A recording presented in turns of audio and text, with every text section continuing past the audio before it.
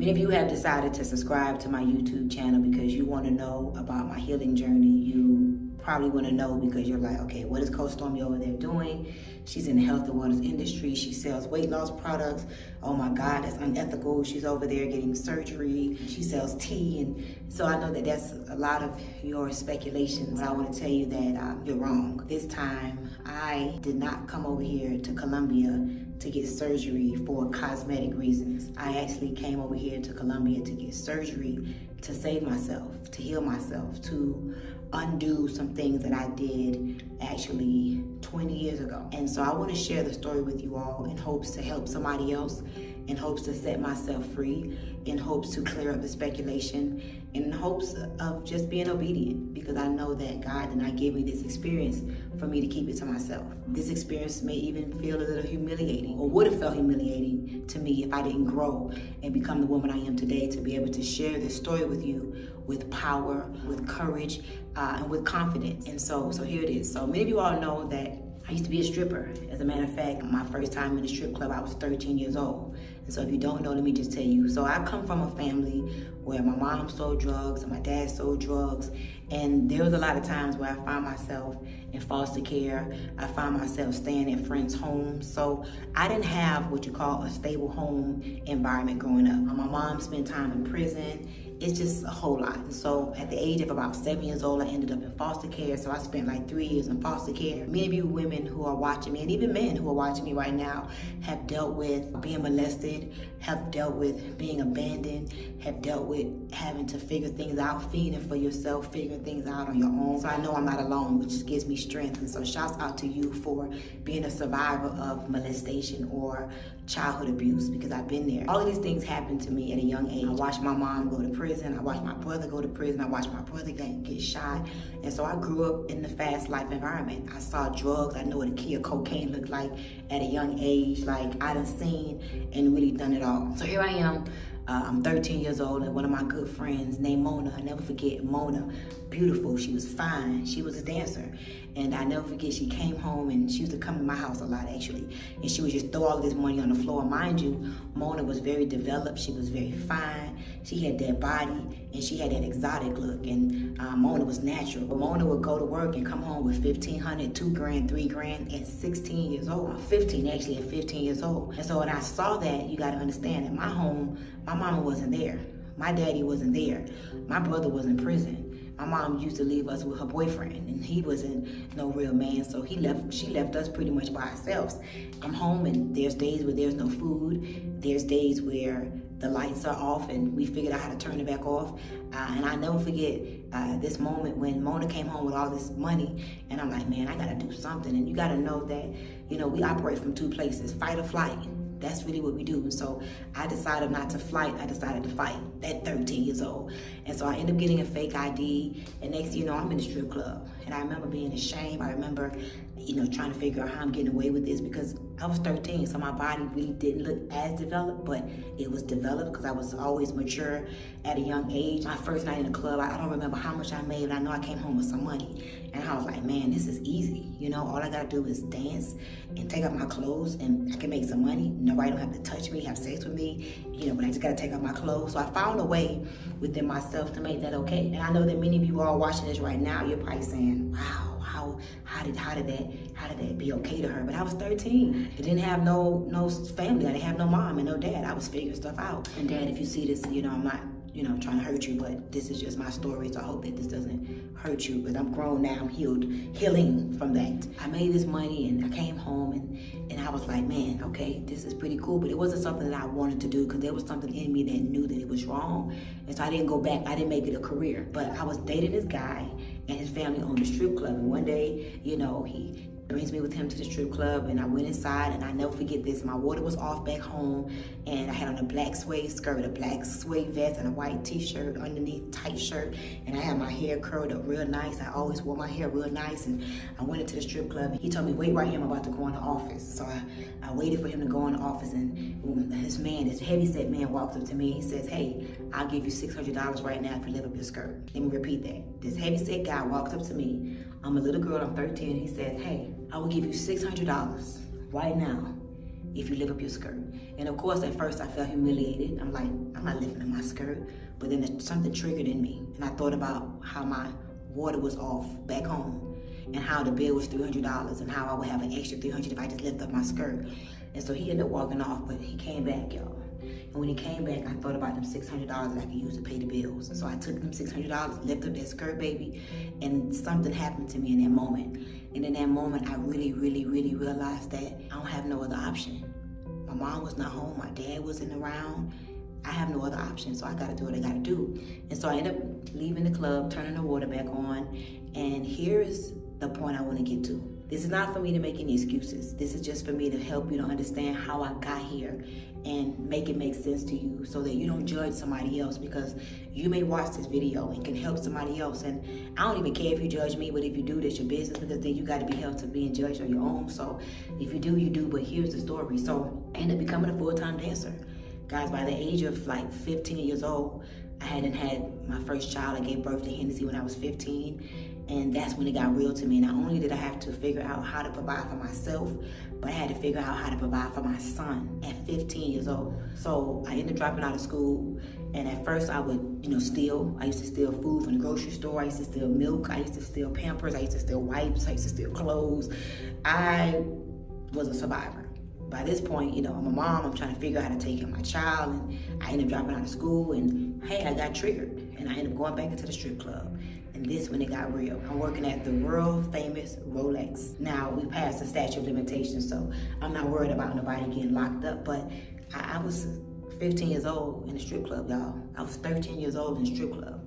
And I had a fake ID. I figured out how to get a fake ID. Now, when you a stripper, that's a competitive world. Strippers is nothing but selling your body, selling vanity, selling sex appeal, selling a man or his desires. And so you gotta look a certain kind of way. You gotta look a certain kind of way. You gotta smell a certain kind of way. You gotta carry yourself a certain kind of way, or you ain't gonna get no money, period. It's a very competitive game in the strip club. And so imagine being a stripper, going to work, and literally you go to work on a Thursday and all the girls look a certain kind of way. We all regular, our regular shapes. This one got a flat butt, this one got a big butt, this one got a wrinkled butt, this one got a, just all different types of shapes of butts. So I go to work on a Thursday and everything is normal. I'm making money like normal. Everybody making money like normal. But then imagine going to work on a Friday and you go to work, you like, wait a minute. Candy butt wasn't that big. Desire butt wasn't that big. Moet butt wasn't that big. Cookie butt wasn't that big. Luscious butt wasn't that big. And you like, what the hell is going on here? And you like, I just saw these girls yesterday. So the conversation started going around the locker room. Butt shots. Before it was a BBL, there was something called butt shots. And a lot of the drag queens, and again, no disrespect, I love the LGBTQ community. Some of my best friends are gay. But a lot of people that I know that was doing it in my era was a lot of the drag queens. I'm at work and I'm seeing all of this going on. I'm like, man, I ain't doing that. They crazy. In my mind, I'm like, a nigga gonna have to take me how I am. Excuse me. A man gonna have to take me how I am. If he don't like how I look, then oh well. But then I'm standing there and it's 9 o'clock and nobody not asking me for a dance. And it's 10 o'clock and nobody not asking me for a dance. I used to could just pivot and stand bow-legged, you feel me? And then boom, they gonna ask me for a dance. And I'm like, nobody asked me for a dance. But I'm watching all the girls that got them butt shots, baby, dancing. And I'm looking and it look good. So I'm sitting back like, she fine. You ever see somebody so fine, you be like, I can't even hate. They be so fine, you be like, I can't even hate. And that was the story. I couldn't even hate because they looked so good. The butt jobs, the butt shots was good. Like the booties was round, it was beautiful. But I'm like, I ain't doing that. And the truth is I wanted to do it, but I was scared. Because I was always scared of shots and needles and all those type of things. I mean, you all know that what you think about, you bring about. The law of attraction is always working. And so I go to my good friend house, and for the sake of just respect and integrity, I'm not gonna say his name, but I went to my good gay friend house. And I'll be darned, the butt shot lady was over there. The drag queen that did the butt shot, excuse my clarity and what it was. The woman that did the butt shots was over there. And I watched him lay down. His booty wasn't real flat, but it wasn't how it was about to look. I watched him lay down, baby, and I watched her take this, she had this clear bottle. This clear bottle, was a clear liquid in the bottle, and the liquid would just move. And I watched her take the clear bottle, and again, I'm just describing what I saw and what it was. And I know many of you all are gonna say, I would have never did that, but be a stripper, gotta take care of your kids.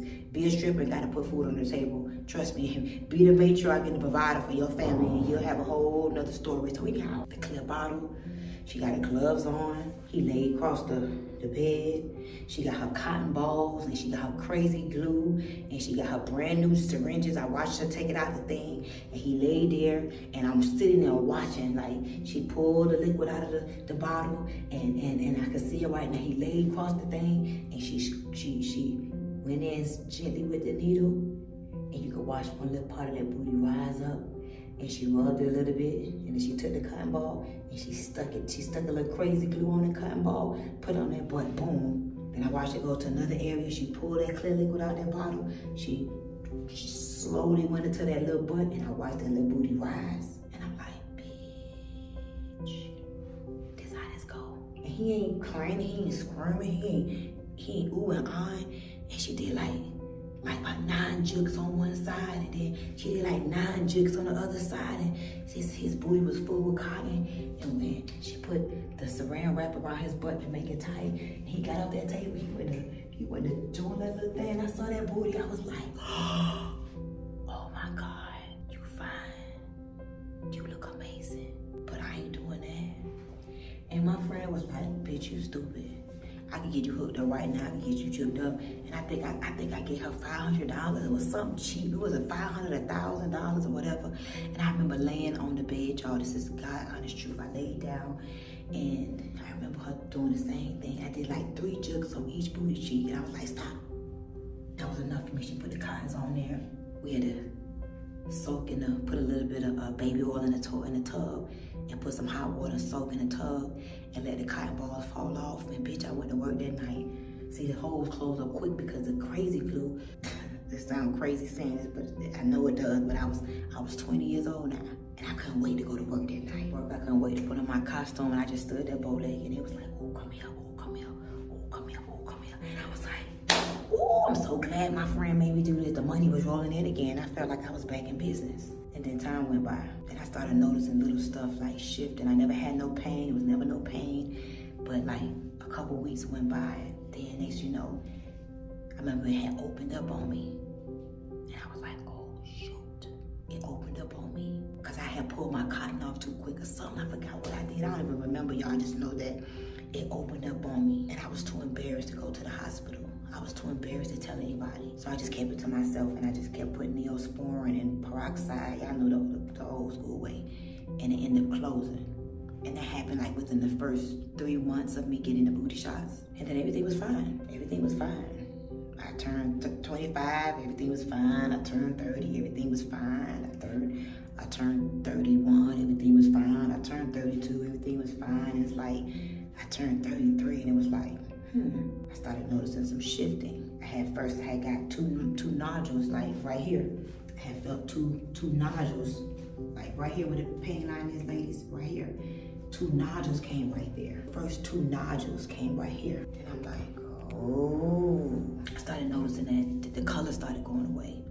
So I went from having a regular color skin like this to like dark spots. Like the skin was dying. I don't know what was happening. I just know that it was getting black.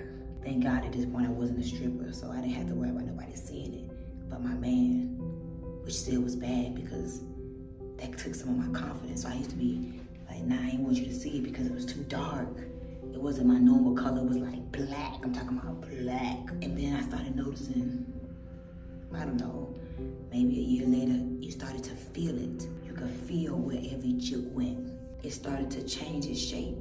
And this is when it got bad. Because now the deformity wasn't just something that you saw intimately, but now the deformation had started to happen. You could see it in my clothes. And at first it looked like cellulite, so I got away with it because it just looked like a normal girl's cellulite. But then I started to notice that the right cheek, this part got like droopy, and then this part over here got droopy. And I'm like, oh shit. So now I'm real embarrassed. Now I'm real ashamed. Now you can see it in my dresses. Now you can see it in my tights. Now you can see it in my workout clothes. Now I can't really wear certain kind of shorts. Now I can't really go to the beach and wear bathing suits. Now I'm embarrassed around my man. I'm like, nobody wants to tell nobody they got butt shots. Nobody. It's not nothing that you brag about. Yeah, I got some butt shots. Yeah, it's okay to get a BBL, and even BBLs, girls be ashamed to tell people they got BBLs or butt transplants. But butt shots is like the lowest of the low because it's bootleg, and that just shows lack of self-love. That just shows that you ain't thinking. Like, I have people that I know died from those butt shots. I know people right now that are going through some real trauma because of the butt shots migrating and moving into other areas of your body. Not just cosmetic deformation, but the butt shots could move into your lungs. The butt shots could do so much to you. It's not just damaging to your self-worth and your self-esteem, but it's damaging to your health. I tried to fix it. I tried to get somebody else to fix it, another bootleg person, and that just made it worse. And then as time progressed, I got tired of like hiding it. I got tired of knowing that it was there. And I reached out to a couple doctors, and every doctor I would go to, if it's not hurting you, don't touch it. No doctor was confident. Every doctor would say, oh, they'll look at it, they'll, whoa. So I would just leave. And then finally, I said to myself, Stormy, this can't be something that you just passively look at as something that you may fix or not fix. Because you do know that it's getting worse. It was not correcting itself. It was getting worse in terms of the look. I tried everything. I tried cortisone shots. I tried massaging it out. I tried all kind of skin therapy, lotions, and nothing would dissolve it, and nothing would stop it from deforming. The journey to 43, I decided I wanted 4 and 3, the number 7, to be the year of completion. I wanted to be better than my best. I wanted to heal myself. And I just knew that having these foreign objects in my body and not liking the look of it and knowing what it's doing to other people's health and knowing as time is progressing, I'm getting older, I'm gonna have to deal with this one way or another, I went out on another pursuit. I reached out to my good friend Tanya, who is in the surgery world. She's a surgery coach. A lot of my friends would say, don't do it, it's dangerous, you could die. And I was scared deep down inside.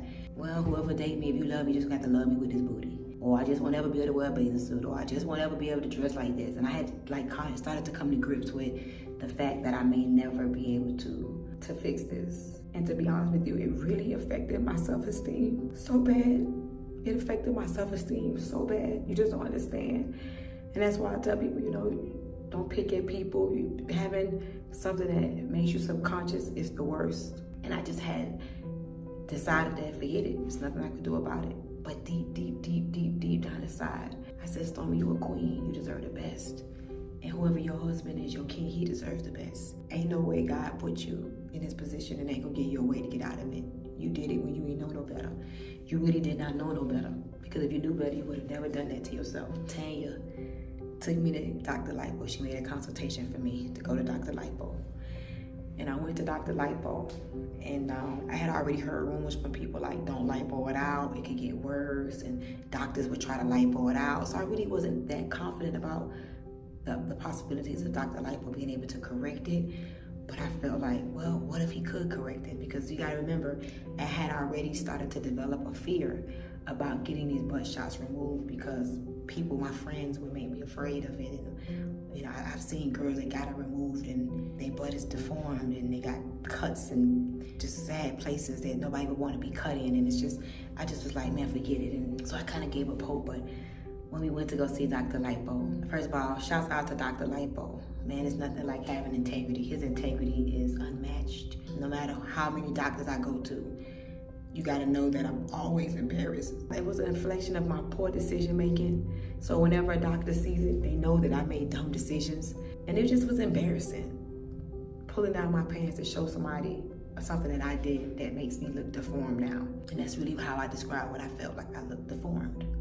Something I did though. It's one thing to be born with a deformation, but it's one thing to create a deformation for yourself. It is humiliating, to say the least. And so I pulled down my pants, and every time I would pull down my pants, the doctors would be stunned because the color, the lumps, the deformation was bad, for real. And so he looked at me and he said, listen, that's a severe case. He said, now I could take out about 70% of it, but your butt may not look right when I'm finished, but I could take it out. And he was very honest with me. He said, I could take it out. Your butt may not have a beautiful shape like you want. He said, and I want you to know that your skin can form necrosis, meaning your skin could be so dead that when I remove it, it won't even close back up because the skin can die. It's called necrosis. And so I just want you to know it's a risk, but I can do it. But it may not look that pretty when I'm done, because that's not what I specialize in. He said, however, I have a friend. His name is Dr. William Camacho in Colombia. His name is Dr. William Camacho in Colombia. And he said, Dr. William Camacho specializes in what you have is called a bipolymer. So they think. And he said Dr. Camacho could take care of you and he could give you a nice shape. That's what he does. And I felt so hopeful because I knew that I needed to do this. This is something that has been a heavy burden on me, and I wanted to do it because it was affecting my self-esteem and my confidence. It was affecting how I dated. It was affecting how I viewed myself. I was running a risk keeping this foreign object in my body, and so I'm like, oh my God, I gotta go to Colombia. I don't speak Spanish, so I'm thinking about all of these things. But God is so good. I'm so grateful because I have Vanessa, who is bilingual. She is my operations director, my assistant. She's my right hand. I was like, oh my God, I got Vanessa. Vanessa's bilingual. Oh my God, I got Tanya. Tanya knows about surgery. And so really, you know, guys, I formed a team around this whole journey. And it started with Tanya and Dr. Lipo and Dr. William Camacho and Vanessa. And they somehow, you know, they just, I literally was behind the scenes. They got with the doctor.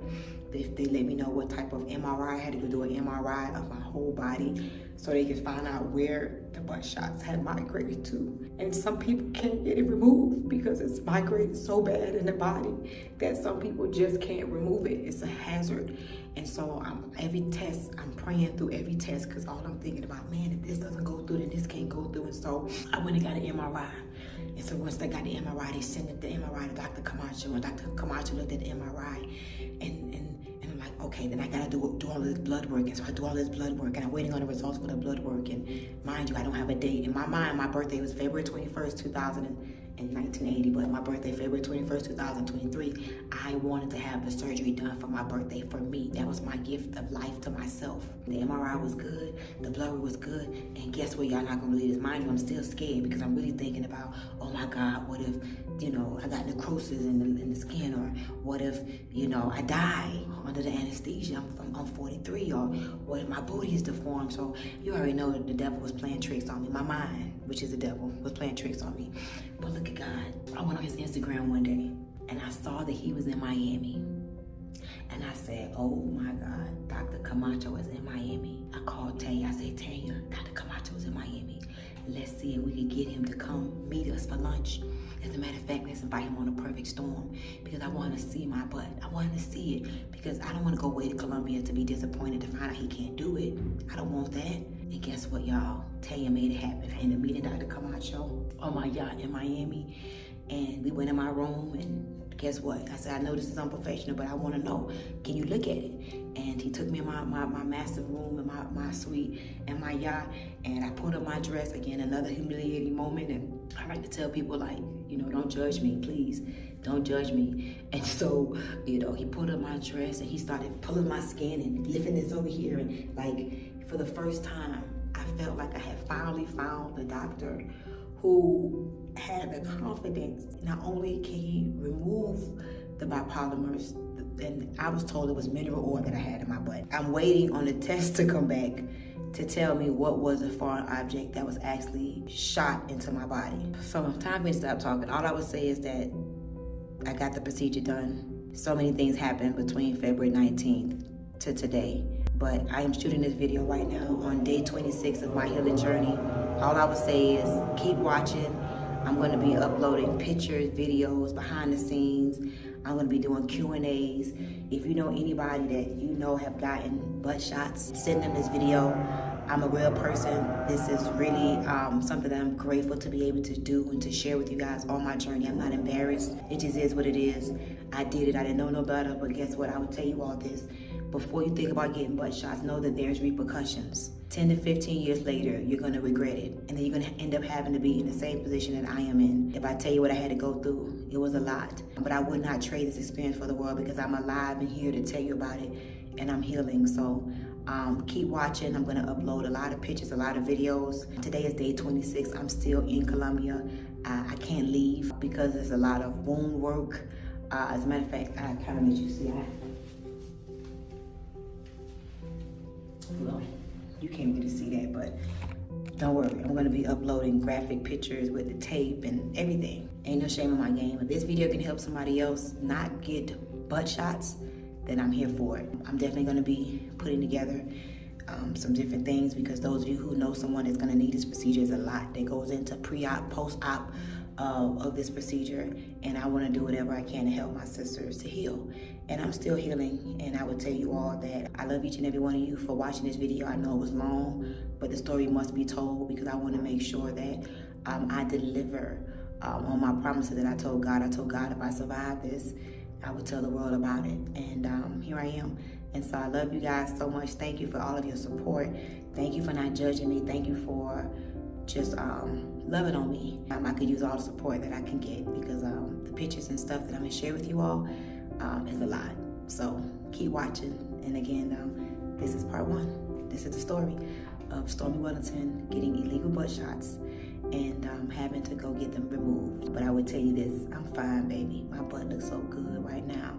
I am blown away. Thank you so much, Dr. Lipo, Tanya, Vanessa, Dr. Camacho, Dr. Aina, my family and my friends who supported me. If you sent a flower, if you came to see me, I just want to say thank you, because you made this journey much easier. Thank you so much to the Girl Hold My Hand community. I love each and every one of you. And yeah, don't die trying to be fine and get butt shots. Don't do it. Find you a doctor and do it the professional way, okay?